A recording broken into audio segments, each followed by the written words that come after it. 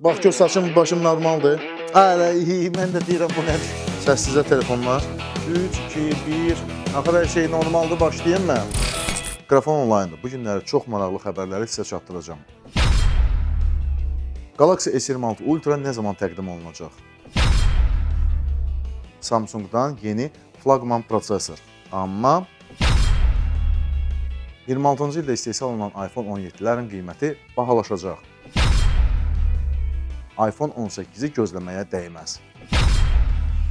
iPhone Fold'un ekranı tam qırışsız olacaq. iPhone Fold olmayacaq. Çoxunuz qrafonda iPhone haqqında hər hansı bir xəbər olduqda nədənsə çox narazı olursunuz. Amma bunun nəyə görə baş verdiyindən xəbərim yoxdur. Həmən narazı olan insanlara demək istəyirəm. iPhone haqqında qrafon məlumat verəndə, xəbər verəndə nədən narazı olursunuz? Mümkünsə nədən narazı olmağınızı kommentlərdə qeyd edin. Hər birinizə xoş izləmələr. Yeyib içməyə yanınızda nə isə varsa, mən başladım.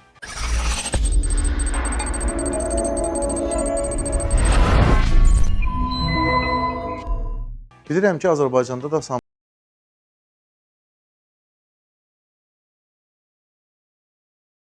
Nədir? Sizin internetdə bu gündədir, donmalar və kəsilmələr var.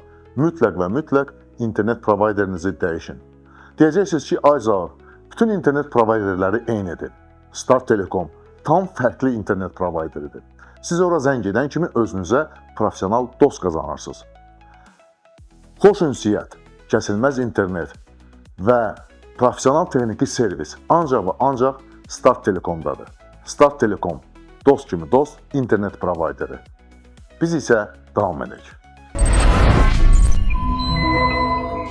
Bilirəm ki, Azərbaycanda da Samsung'un flagmanları olan S seriyasını gözləyənlər çoxdur. Samsung istər sizin ən çox verdiyiniz sualdan birinə cavab verirəm.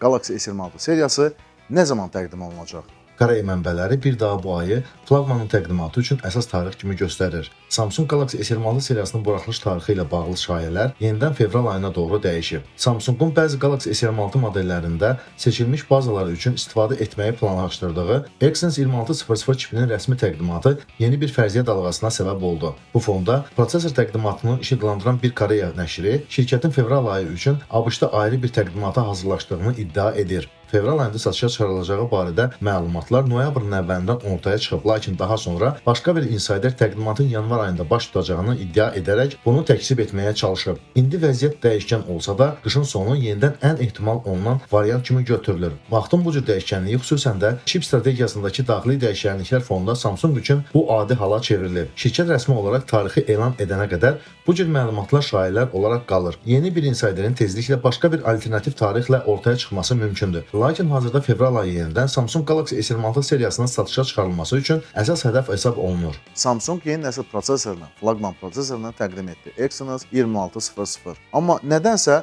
Samsung bu prosesordan Galaxy S26 Ultra'da istifadə etməyəcək. Bu Qualcomm'un Snapdragon 8 Elite Gen 5 və MediaTek'in Dimensity 9500 prosesorundan birbaşa rəqibdir. 2 nanometrlik Exynos 2600 tüm qapalı tranzistorlardan istifadə edən ilk çipdir. 10 CPU nüvəsinə malikdir. 3.8 GHz tezliyində işləyən 1 Sibir Ultra super nüvəsi, 3.125 Hz tezliyində işləyən 3 böyük Sibir Pro nüvəsi və 2.175 GHz tezliyində işləyən 6 enerji effektiv Sibir Pro nüvəsi, qrafika şüaların yayılmasını dəstəkləyən, inteqrasiya olunmuş Exynos Neural Super Sampling Upscalingə malik və əlavə kadr general hissəsini idarə edə bilən Xclipse 960 GPU tərəfindən idarə olunur. ARM Scalable Matrix Extension 2 təlimat dəstəyini təqdim edib. Soyutma sistemi 16% təkmilləşdirilib. Performans cəhətdən Exynos 2600 əvvəlki nəsil çipdən 39% daha üstündür. İnteqrasiya olunmuş MPU isə 113% daha sürətlidir. Exynos 2600 ilə təchiz ediləcək ilk smartfon Samsung Galaxy S26 və ya Galaxy S26 Plus olacaq. Galaxy S26 Ultra isə yalnız Snapdragon 8 Elite Gen 5 ilə təchiz olunacaq. Mən bunu anlaya bilmirəm. Öldürün anlaya bilmirəm. Samsung dediyi kimi əgər Exynos 2600 bu qədər güclüdürsə, yəni rəqabət qabiliyyətlidirsə, nəyə görə bu super, puper, çuper prosesoru Samsung özünün Galaxy S26 Ultrasında istifadə etməyəcək? Bəlkə Samsung istər. Bu sualın cavabını siz bilirsinizsə, bu barədə kommentlərdə yazın. Amma əminəm ki, Samsung istər kimsə bu sualın cavabını bilsə belə, kommentlərdə heç nə yazmayacaq. Getdik, qəşəng.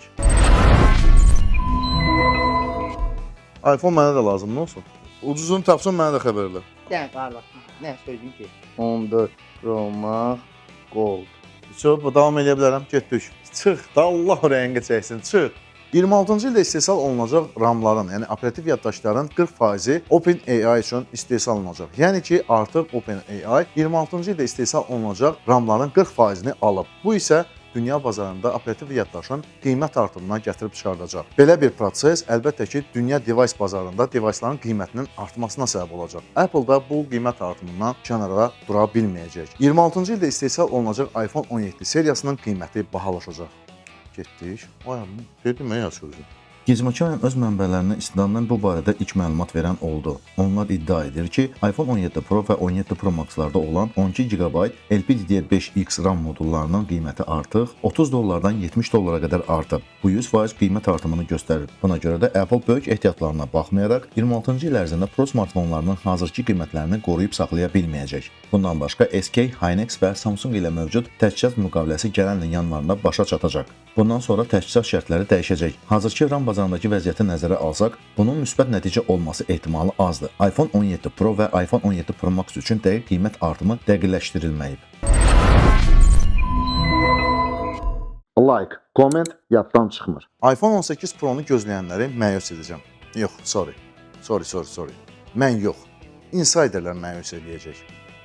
Insider Apple-ın növbəti flaqman modellərinin dizaynını açıqlayıb. Spoiler, dəyişməyəcək. Bu yaxınlarda yayılan məlumata görə Apple iPhone 18 Pro və iPhone 18 Pro Max üçün heç bir əsaslı dizayn dəyişiklikləri planlaşdırmır. Çinli Fix Fox Digital bu barədə məlumat verərək arxa panel və kameraların düzülüşündə hazırki nəsildən demək olar ki, dəyişməz qalacağını qeyd edib. Apple smartfonlarının yeni dizayn aldığını nəzərə alsaq, bu məntiqlidir. Bu məlumat həmçinin Dynamic Island ekranının tezliklə atılmasına və tamamilə ekran altında ön kameralara və Face ID-yə keçidlə bağlı şayələrə şübhə yaradır. Mənbəyə görə Apple 27-ci ildə gözlənilən 20 illik yubileyə iPhone-lar üçün bu cür yenilikləri qəsdən təxirə sala bilər. Nəticədə iPhone 18 Pro ehtimal ki, həv formalı və tanış görünüşləri saxlayacaq. Insider vurğulayır ki, işlər son mərhələdədir və sınaqların mart ayında başlanması gözlənilir. Bu fakt həmçinin iPhone 18 Pro-nun yenidən dizayn etmək planlarının olmadığını da təsdiqləyir. Nəhayət ki, Apple qatılınan device'lar bazarına girməyə hazırlaşır. 26-cı ildə Apple iPhone Fold-unu təqdim edəcək. İnfosuntulara görə iPhone Fold-un ekranı tam qırışsız olacaq.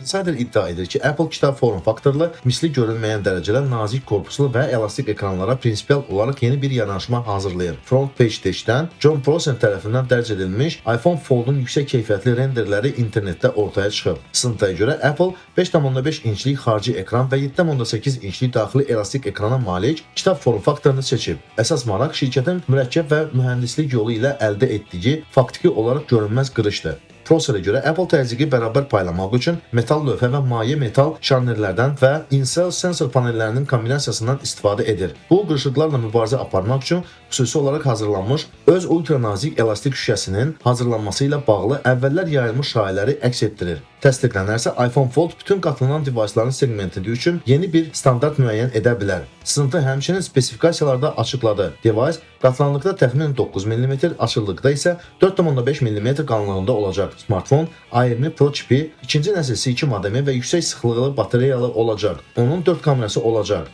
Arxa tərəfdə 2 əsas kamera, xarici və daxili ekran üzərində kameralar, amma ekranaltı kameralar olmayacaq.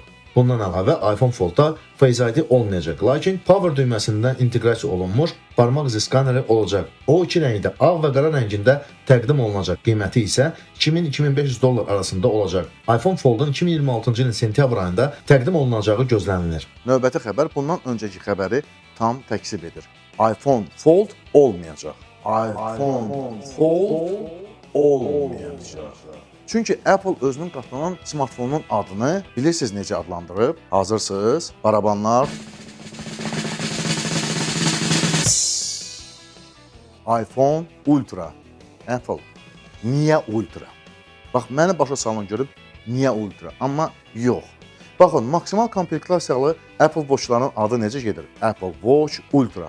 Amma Apple iPhone Fold-un, yəni iPhone Ultra o qədər də ultra komplektasiyalı olmayacaq. Apple, məni başa sal görüm, başqa ad tapa bilmirdin? iPhone Ultra. Nə bilim, əgər komplektasiya Ultra olsaydı, bəlkə də bunu udmaq olardı. Amma hamı bilir ki, bu komplektasiya 100% maksimal olmayacaq.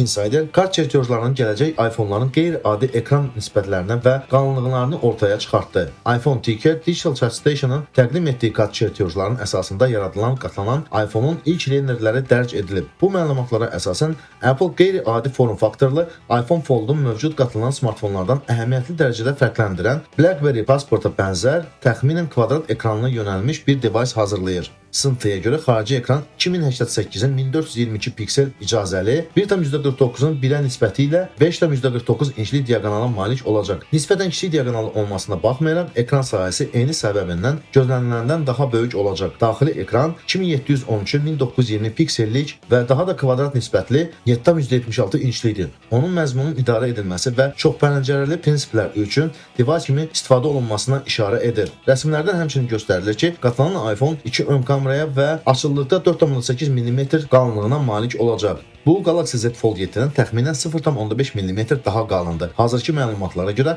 elastik ekrana malik iPhone 2026-cı ilin payızında satışa çıxarıla bilər. Qatlanan smartfonlar bazarının lideri əlbəttə ki Samsungdur. Bilirsiniz ki, Samsung artıq 7 ildir ki, qatlanan smartfonları təqdim edir və qatlanan smartfonlar bazarında Huawei bir yenilik gətirdi. Özünün Mate X-T Ultimate smartfonu ilə, yəni 3-ə qatlanan smartfonu ilə. Buna baxmayaraq Samsung da özünün Z Tri-Fold 3-ə qatlanan smartfonunu təqdim etdi. Mənim belə bir sualım var. Apple qatlanan smartfonlar bazarına daxil olduqdan sonra Samsung özünün liderliyini qoruyub saxlaya biləcək, yoxsa yox? Bəlkə siz, bu videonu izləyənlər bu suala cavab verəsiniz. Belə bir gözəl videoya görə düşünürəm ki, videonu like etmək mütləq lazımdır. Videonu bura kimi izləyən hər kəsə təşəkkür edirəm. Ağıllı insanlar bu videolara baxmaqda davam edəcək. Maariflənmək istəyən insanlar isə bu videonu mütləq like edəcək. Elmli insanlar isə bu videoda komment yazacaq. Odur ki, özünüz seçin. Siz hansı insanlardansınız? Video xoşunuza gəldisə like, xoşunuza gəlmədisə dislike edirsiniz. Bir də videonu paylaşın ki, maariflənmək istəyənlərin sayı artsın. Kanalın abunə sayı artsın. Kanalın abunə sayının artması əlbəttə ki, belə gözəl videoların artmasına səbəb olacaq. Bir də sizə təqdim edəcəyim hədiyyələrin sayının və keyfiyyətinin artmasına səbəb olacaq. Odur ki, kanala abunə olun ki, kanalımız inkişaf eləsin. Kanalımızda daha çox videolar var, maraqlı videolar var. Siz bu videolara baxmaqda, videoları like edib komment yazmaqda, ən əsası kanala abunə olmaqda və videoları paylaşmaqda davam edirsiniz. Mən isə YouTube-da olduğum üçün sizinlə sağollaşmıram. Eğlendirir Grafon, abunenizi gözleyin. Comment yazdın süper grafona, hoş geldin.